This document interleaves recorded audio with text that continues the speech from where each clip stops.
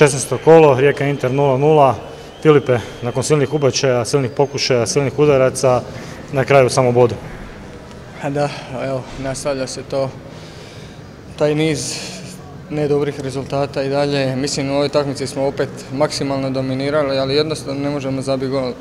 Jednostavno se uvuče neka nervoza, manjak samopouzdanja u svima nama i sve ono što je prije išlo bez problema sada je nekako kod da imamo neku kočnicu u nogama i u glavi vjerojatno.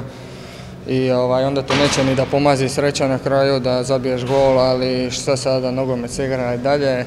Mora se negdje otvoriti. Mora nam se otvoriti, moramo i dalje raditi sve što je u našoj moći maksimalno da se vratimo na stare staze. Sigurno da nama nije lako, sigurno da nam je najteže i teško je sigurno i ljudima koji dolaze tu u svaku utakmicu koji nas bodre, ali nema puno sad od obećanja i moramo puno raditi i imamo još mjesec dana maksimalno da pokušamo popraviti što se popraviti da.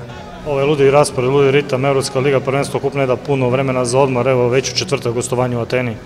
Pa da, eto, već imamo to jako nezgodno gostovanje, ali kažem moramo se gore otići bar potući ako ništa drugo i pokušati odigrati možda najbolju utakmicu u ovom dijelu sezone da bi mogli ako želimo izvući neke bode, a kažem, evo, stvarno jako teško nakon ove utakmice, ne znam šta pametno sad još reći, ali ništa, idemo dalje, moramo pokušati vratiti vjeru i samopouzdanje.